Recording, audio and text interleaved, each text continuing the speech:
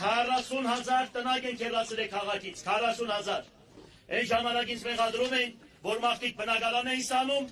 երկու եղբայր, ասենք եղել են 4-5 հոգի կամ 6 հոգի, երկու սենականոց բնակարան ունեին, ստանում են երկու բնակարանը, մի եղբայրը տարել են 14 հոգի, մի եղբայրը ասում էր ես կգնամ այդ բնակարան ապրելու, մի եղբայրն է ասում էր գիտեք պարոն քաղաքապետ, հատկացրեք ինձ օրինական, մենք եղբայրներով կսարքենք, մենք այստեղ մնանք։ Որ եկա, խոսք եմ տալիս բոլորի դաշտի առջև։ Չեմ նայելու ոչ մի պետական հրանգի։ Անպայման, եթե քաղաքի կենտրոնական հատվածերում չէ, քաղաքի ճարտարապետական տեսքին չի խանգարում, անպայման հողհատկացում եմ անելու տվյալ ընտանիքին, որ այսօր մինչև այսօր երկրաշարժից հետո ապրում է։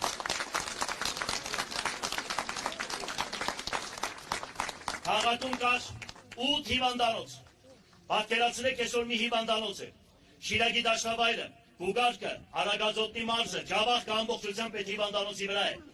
Եվ այսօր պատկերացրեք ինչ վիճակի մեջ այդ հիվանդանոցը, չնայած այդ հիվանդանոցը ես եմ արել, որ կառուցել են Գյումրի քաղաքում, լավ իմացեք։ Ուրեմն, մեզ պետք է երկրորդ հիվանդանոցը պարտադիր։ Քաղաքապետարանը պետք է պարտադիր ունենա իր սեփական հիվանդանոցը, իր սեփական շահույթների որոշակի մասը գալու է Գյումրու քաղաքապետարան, եւ այն մարդիկ, որոնք հնարավորություն չունեն, քաղաքապետարանը պետք է օգնի նրանց, որովհետեւ այդ հիվանդանոցում իրենց առողջության հարցերը կարգավորի։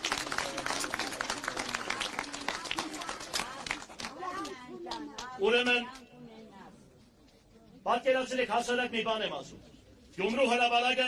4 մուտքեր ունի, 4 մուտք, այսինքն դեպի հրապարակ 4 մուտք է։ Ոչ մի անցումի մասին չեն էլ մտածում։ Անհրաժեշտ է անցումները, այդ անցումները կամ կառուցելու է քաղաքապետարանը, տագը խանութներ կառուցելով, բարձրակալությամբ հանձնելով քաղաքացիներին, կամ տալու է քաղաքացիներին, ասելու է տալիս ենք ձեզ, ձեր գումարներով սարքեք եւ ժողովուրդը օգտվելու այդ անցումներից, որը անհրաժեշտ է մեր քաղաքի համար։ Ես այսպես թեթև բաներ եմ ձեզ ներկայացնում, բայց ազատ տնտեսական կոդին, որ մի երիտասարդ կա, ինքն էլ է վերցրել հավանական իմ ծրագրերից, որովհետև 96 թվականից ես այդ հարցը առաջ եմ քաշել, դուք բոլորը տեսել եք իմ ելույթներս, եւ եթե պետք է ցույց կտամ 10 ելույթներ ունեմ եւ ազգային ժողովում, եւ բոլոր նախագահներին այդ հարցը բարձրացրել եմ, բայց իրենք ցավոք սրտի ազատ տնտեսական կոդի դարձրեցին մեղրին։ Ես ելույթ եմ ունեցել, ասում եմ մեղրում, եթե դուք դարձնում եք ազատ տնտեսական կոդի, մի քանի գրասենյակ կբացեն այսօրվա օլիգարխները եւ ներկրումը Պարսկաստանից կգա այդ գրասենյակների միջից կացնի եւ բյուջեն կդադարվի, որ իրոք այդպես են արել։ Ես բարձրաձայնում եմ, բայց այն համող չկա, որովհետեւ իրանց հոբարներն ու պապաներն են հավանականը, որ վախենում են դրանցից։ Ես ասում եմ, Գյումրին պետք է դարձնեք ազատ տնտեսական կոդի։ Մեր թվարկությունից առաջ դա արել են։ Աշխարհում մի հատ երկիր չկա, որ երբ որ աղետ տեղի ունենա, ու այդ երկիրը, այդ քաղաքի, այդ մարզի հարգերը չկրճատեն 50 կամ 100%-ով աշխարհում նմանատիպ դեպք չկա բացի Հայաստանի Հանրապետությունից։ Ես զարմանում եմ Երևանի գիգանտ գործարանները Արարատյան դաշտավայրի, որ ոչ մի բան չի եղել։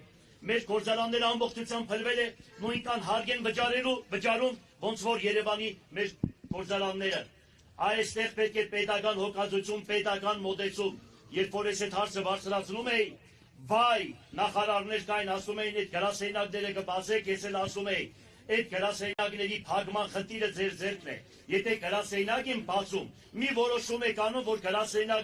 գրասենյակային աղվեսներին չի վերաբերվում նմանատիպ որոշումը։ Այս որոշումը վերաբերվում է նրանց, ովքեր գործարան են բացելու եւ մենք տեսնում ենք, որ իրոք աշխատատեղ են հիմնել Գյումրի քաղաքում։ Այսինքն պետք է մոտեցում պետական եւ գնում հանգում ենք այն եզրակացության, որ Լևոն Տեր-Պետրոսյանն ասում էր. մեզ 300 հազարանոց լենինական պետք չի, մեզ պետք է 10 հազարանոց գյուղաքաղաք։ Այստեղ մեծերը կան, հիշում են, երիտասարդները հավանական է չեն հիշում, այդ թեստերը կա ինձ մոտ է։ Ասում էր Հայաստանի Հանրապետությունում պետք է ապրի 1 միլիոն բնակչություն այս տարածաշրջանի վրա, այստեղ ավել պետք չէ որ ապրեն։ Դուք պատկերացրեք, քանդեցին ամբողջ գործարանները, քանդեցին ամբողջ, ուրեմն համալիրները գյուղական, որ տարիներով, տասնյակ տարիներով խորհրդային միության ժամանակահատվածում ցեղական անասուն էին ստացել մեր նախնիներն ու մեր պապերը։ եւ այսպես հեշտ ու հանգիստ այսօր էլ սրանք իրանց ծակերը այնպես ուրախ են նայում մեզ, այնպես բարձրաձայն են խոսում, ոնց որ իրանք մենք չգիտենք որտեղից են առաջ եկել ու ուր են գնում։ Հետո ամենասարսափելին սրանց 90%-ը կրթություն ստացել են Թուրքիայում։ Հնամյալ սրանց կենսագրականը նայեք,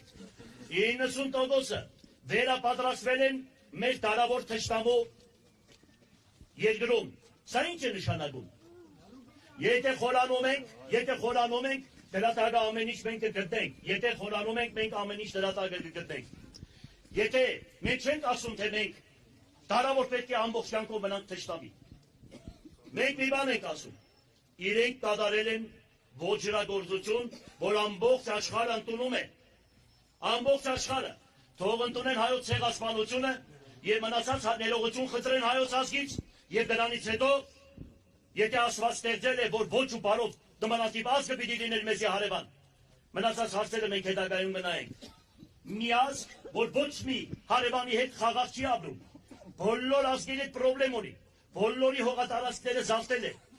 աշխարհի կենտրոնը Կոնստանդինապոլիսը 1450 թվականին գրավել է եւ ասում է սա մեր հողերն են։ 100 տարվա այդ ադրբեջանական ազգը 100 տարի է որ պետություն է ձևավորվել։ Ես զարմանում եմ այսպես ղեկավարների վրա, որ նրանք ասում են, թե մեր բավական հողերը մենք հետ վերցրեցինք, սրանք գլուխները կախ, այնպես են ամաչում, գետինն են մտնում, յանի իրոք մեր իրանց հողերն են գրավել։ Մի հատ հայկական պատմության մասին սրանք ոչ մի բան չգիտեն։ Դպրոցներում հայոց պատմությունը, քրիստոնեական պատմությունը վերացրել են, գտնում են հայոց եկեղեցուն, կաթողիկոսի շորերն են քաշում։ Ես չգիտեմ, գիտեք ինչ կա։ Այո, եթե Աստված ուզում է մի ազգի պատժե, մի քաղաքի պատժի, ուրեմն անարժան հոգևորականների ձեռքով, երբ որ պատարակ է մատուցվում, Աստված գարշում է այդ երկրից եւ այդ քաղաքներից։ Այո, մենք ընդունում ենք, որ հարցեր կան, բայց դրանով մենք չենք կարող կպնել հայոց եկեղեցուն, հայ առաքելական եկեղեցուն։ Այո, մենք պետք է դարավոր եկել է հայոց առաքելական եկեղեցին։ Եթե մեջը ինչ-որ սպասավորներ կան, այո, այդտեղ էլ մենք խոսք ունենք, որ պիտի մենք ընտրենք հոգևոր առաջնորդներ։ Եկեղեցին հոգևորականները պիտի չընտրի, այդպես է կանոնակարգով։ Պետք է ժողովուրդ ընտրի, որ այդտեղ էլ մենք մեր միջի արժանիին պիտի ընտրենք։ Ավելի տեսքով գեղեցիկ, մտքով գեղեցիկ, եւ ոչ թե մեզ պետք է հարյուրավոր եպիսկոպոսներ, մեզ պետք է մի քանիսը, որի աղոթքներով որ աղոթ կանեն, երկնքից Աստված լույս իջեցնի։ Տեսակ խաչ հանեցինք, Աստծո լույսը բացվավ մեր վրա։ Տեսակ կտրվեց անձրևը, քամին, ճանապարհին ես աղոթքով եկա հասածներ, ասում է Տեր Աստված։ Այս ամեն ինչը լավ լինի։